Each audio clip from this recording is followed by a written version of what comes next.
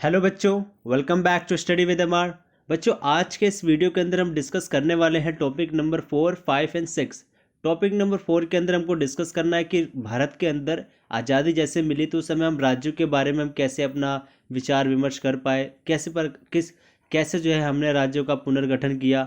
जो fifth topic होगा हमारा वो होगा महात्मा गांधी की जो शहादत हुई थी उसके बारे में हम जानेंगे। उसके बाद जो हमारा सिक्स्थ टॉपिक है वो है हमारा कवि और कविताओं के बारे में। बिकॉज लास्ट ईयर मैंने देखा था एक क्वेश्चन आया हुआ था अमृता प्रीतम कौर के बारे में कि वो कौन है, कहाँ से है, उनकी कविताओं के बारे में जो है पूछा गया था। तो इस टाइम हम जो है एक भी रिस्क नहीं लेंगे, मैं आपको सारी चीज़ें करवा रहा हूँ इस वीडियो के माध्यम से, ठीक है। जैसे कि बच्चों आप लोगों को ऑलरेडी पता होगा कि जब भारत आज़ाद नहीं हुआ था तो उस समय पर भारत को क्या बोला जाता था, ब्रिटिश इंडिया, क्योंकि उस समय हम ब्रिटेन के गुलाम थे, ठीक है। ब्रिटिश इंडिया के लगभग दो पार्ट हुआ करते थे, एक तरफ थे भारतीय प्रांत और दूसरी तरफ से देसी रजवाड़े। भारतीय प्रांत क्या होते थे, उस समय पर प्रशासनिक सुविधा के लिए जो जो क्षेत्र अंग्रेजों के अंडर में थे उन्होंने जो है उन क्षेत्रों को प्रांतों के अंदर विभाजित कर रखा था। प्रांतों कहने का मतलब राज्यों के अंदर जो है विभाजित कर रखा था। दूसरी साइड कुछ छोटे छोटे कुल हुआ करते थे, कुछ कुछ छोटे छोटे क्षेत्र हुआ करते थे जहाँ पर उनका एक छोटा सा राजा हुआ करता था जो कि अपनी प्रजा के ऊपर स्वतंत्र रूप से शासन किया करता था। परंतु जब भारत के अंदर जब ब्रिटेन ने इंडिया को इंडिया को अपने कब्जे में लिया था तो ब्रिटेन वालों ने इन छोटे छोटे जो देसी राजा रजवाड़े थे इन सब के ऊपर जो है कानूनी रूप से इनके ऊपर भी जो है कब्जा जमाने की कोशिश की। तो इससे क्या हुआ कि जो ब्रिटेन के जो क्वीन थी उन्होंने जो है इन देसी रजवाड़ों के साथ एग्रीमेंट कर रखा था कानूनी रूप से कि तुम अपने घर के अंदर जो है राज करो, परंतु जब बाहर का मामला आएगा तो ब्रिटेन के अंडर में रह करके सारे निर्देशानुसार जो आप काम करोगे, ठीक है। कहने का मतलब कि इन दोनों का केवल जो है अग्रीमेंट हो रखा था और देश के अंदर जो है अपने क्षेत्र के अंदर देसी रजवाड़े अपने छोटे छोटे क्षेत्र के अंदर स्वतंत्र रूप से जो अपना ये राज किया करते थे। बाकी मामलों में जो है ये ब्रिटेन वाले जो है देखा करते थे, ठीक है। तो जैसे कि आप लोगों को ऑलरेडी पता होगा कि जो देसी रजवाड़े थे भारत के अंदर वो लगभग 565 हुआ करते थे, ठीक है। एक चीज़ आपको बताना चाहूँगा मैं आपको, ब्रिटिश इंडिया के जो भारतीय प्रांत थे उनको भी जो है 3 कैटेगरीज के अंदर जो है बांटा गया था, part A, part B, part C, ठीक है। जो ए पार्ट वाले राज्य हुआ करते थे या प्रांत हुआ करते थे ब्रिटिश इंडिया के अंदर वो लगभग ये रहे सारे, और ये टोटल 9 थे, ठीक है। असम हो गया, बिहार, बॉम्बे, मध्य प्रदेश, मद्रास, उड़ीसा, पंजाब, उत्तर प्रदेश, वेस्ट बंगाल, ठीक है। ये सारे के सारे जो है ए स्टेट्स के अंदर आया करते थे। बी स्टेट्स के अंदर कौन कौन आया करते थे, वो आया करते थे हैदराबाद, जम्मू कश्मीर, मध्य भारत, मैसूर, पटियाला यानी पंजाब, राजस्थान, सौराष्ट्र, त्रावणकोर। सी पार्ट वाले में कौन कौन आया करते थे, अजमेर, भोपाल, बिलासपुर, कुर्ग, दिल्ली, हिमाचल प्रदेश, कच्छ, मणिपुर, त्रिपुरा, विंध्य प्रदेश। याद रखिएगा कि ये 3 पार्ट है ना, इसी को जो है अगर हिंदी में बोलूँ तो त्रिस्तरीय जो है प्रणाली हुआ करती थी, त्रिस्तरीय प्रांतीय प्रणाली यही है, ठीक है। याद रखिएगा इसका जिक्र आगे भी होगा जब राज्यों का पुनर्गठन आयोग आएगा ना, तो उन्होंने एक सिफारिश दी थी, वो इस त्रिस्तरीय वाले को समाप्त करने की बात भी करते हैं। तो वो तो खैर अभी आगे हम पढ़ेंगे, बट उससे पहले जरा और चीज़ जान लेते हैं वो क्या है। जैसे कि मैंने आपको ऑलरेडी बताया था कि जब ब्रिटेन का राज था भारत के अंदर तो प्रशासनिक रूप से जो है प्रशासनिक सुविधा के लिए जो है राज्यों का कुछ गठन किया गया था या प्रांतों का जो है कुछ गठन किया गया था। लेकिन जैसे ही हमको स्वतंत्रता मिली तब वहाँ पर जो है बात उठने लगी कि राज्यों का जो गठन है वो भाषा के आधार पर या संस्कृति के आधार पर जो है राज्यों का जो है गठन किया जाना चाहिए। और एक चीज़ और बता दूं कि प्रांतों के गठन के बारे में ये जो प्रांतों का जो गठन होगा ना, राज्यों का जो गठन होगा, ये एक तरफ से राजनीतिक मुद्दा बन चुका था जो कि पहली बार कब उठाया गया था कांग्रेस का एक नागपुर अधिवेशन हो रहा था 1920 के अंदर, वहाँ पर जो है भाषा के आधार पर सबसे पहली बार जो है मुद्दा उठाया गया। तो याद रखिएगा 1 नंबर का सवाल आपका यहाँ से बन सकता है। नेक्स्ट देखते हैं, तेलुगु भाषी जो लोग थे ना, तेलुगु जो साउथ इंडिया के अंदर जो बोलते हैं लोग तेलुगु, उन्होंने जो है मद्रास प्रांत के तेलुगु भाषी इलाकों को अलग करके एक नया राज्य बनाने की जो है आंदोलन चलाया था। वो कौन सा राज्य बनाने की बात कर रहे थे, आंध्र प्रदेश के बारे में, ठीक है। आंदोलन के दौरान जब ये आंदोलन कर रहे थे आंध्र प्रदेश बनाने के लिए, तो उस समय पर कांग्रेस के एक वरिष्ठ नेता थे जिनका नाम था पोट्टी श्री रामुलू। प्लीज़ इनका नाम जो है याद रखिएगा, बिकॉज ये भी एक नंबर का क्वेश्चन जो है आपके एग्जाम के अंदर बार बार आएगा। जो पोट्टी श्री रामुलू थे, इन्होंने 56 दिन की भूख हड़ताल की थी, जिसके बाद इनकी जो है मृत्यु हो गई थी। और जैसे ही इनकी मृत्यु हो गई थी तो पूरा जो स्टेट है, जो पूरा मद्रास प्रांत है, ठीक है, याद रखिएगा, मद्रास जो पूरा प्रांत था इसी में से निकल करके आंध्र प्रदेश बाद में बनाया गया था। ठीक है, तो जो पूरा मद्रास जो प्रांत था और जो तेलुगु भाषी वाले जो लोग थे, पोट्टी श्री रामुलू के मरने के पश्चात इन्होंने कुछ ज़्यादा ही उग्र तेवर दिखाने स्टार्ट कर दिए, जिससे कि हमारे प्रधानमंत्री ये क्या बोलते हैं, पंडित जवाहरलाल नेहरू जी भी जो है डिस्टर्ब हो रहे थे, और इन्होंने जो है सोचा कि आंध्र प्रदेश अब राज्य जो है बनाना ही पड़ेगा। तो इन्होंने जो है 1952 के अंदर, इनकी मृत्यु के कारण जो है 1952 के अंदर आंध्र प्रदेश नामक जो है एक अलग राज्य बनाने की घोषणा कर दी। आंध्र प्रदेश, याद रखिएगा, एक सवाल यहीं से निकलता है, आंध्र प्रदेश भाषा के आधार पर जो है पहला राज्य बनाया गया था इंडिया के अंदर। ठीक है, याद रखिएगा, ये क्वेश्चन आपका बहुत बार आएगा कि भाषा के आधार पर सबसे पहली बार राज्य कौन सा बना था। वो बना था आंध्र प्रदेश, और आज भी जो है बरकरार है। ठीक है, जिसके बाद अलग अलग क्षेत्रों में भी, जैसे ये आंध्र प्रदेश राज्य बना था भाषा के आधार पर, तो जो बाकी के जो क्षेत्र है ना, जैसे पंजाब हो गए, त्रावणकोर हो गया, ये सभी के सभी जो है अब अपने अपने क्षेत्र के लिए जो है अलग से राज्य बनाने की जो है मांग स्टार्ट करना शुरू कर देते हैं। ठीक है, तो यहाँ तक क्लियर है।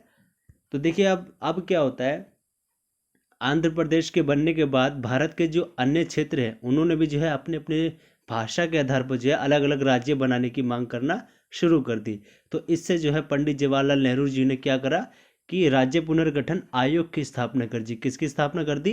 SRC की, याद रखिएगा, SRC की, स्टेट रीऑर्गेनाइजेशन कमीशन। इसका क्या काम था?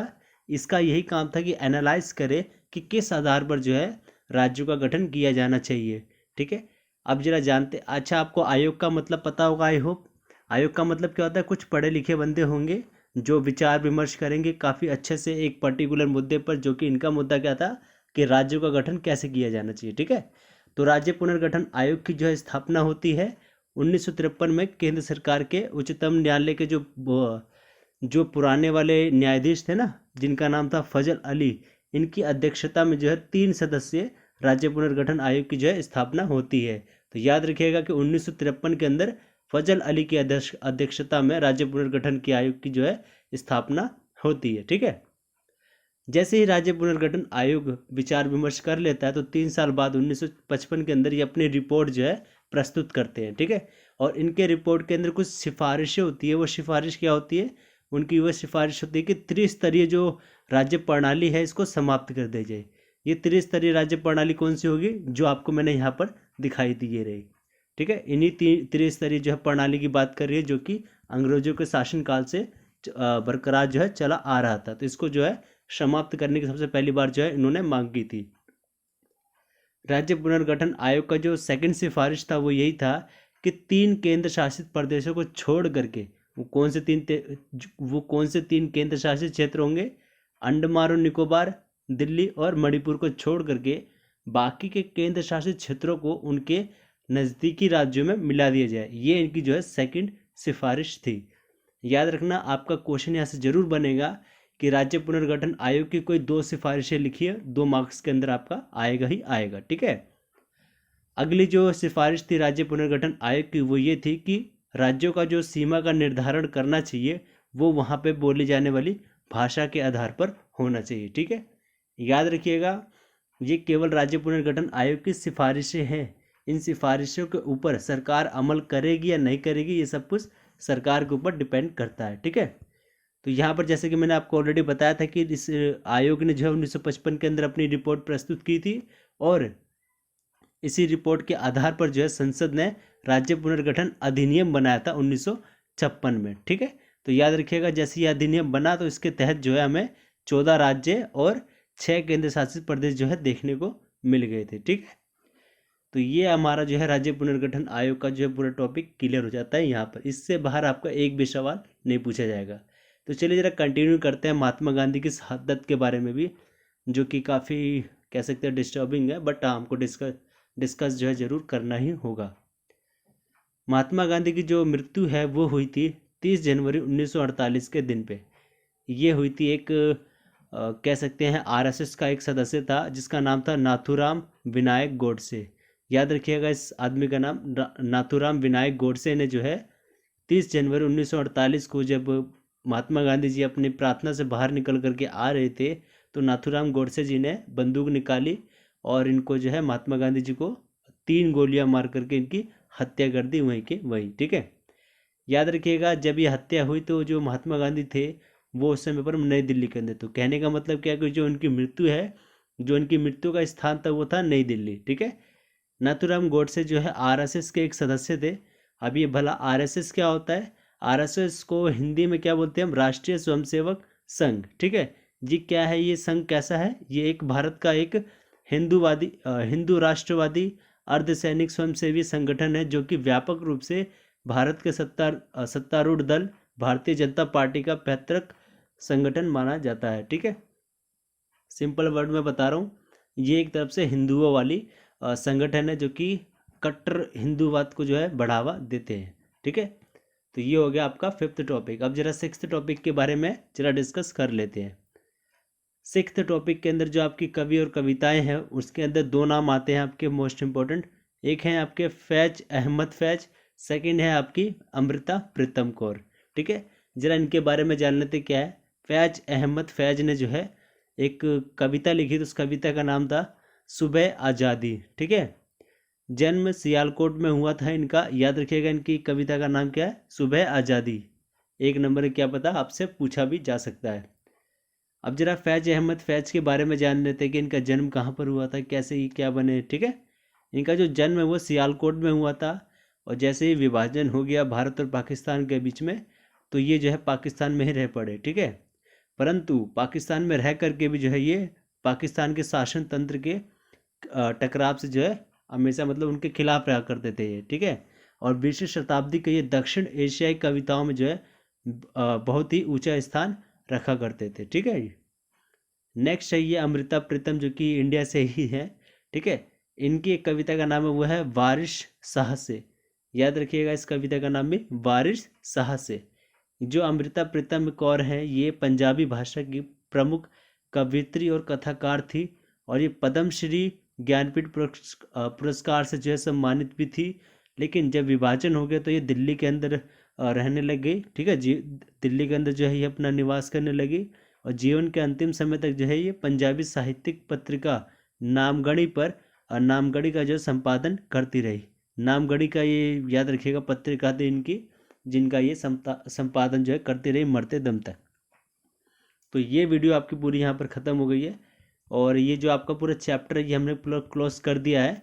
ठीक है, देख लीजिए, मैं आपको एक बार इंडेक्स दिखा देता हूँ। ये रहा,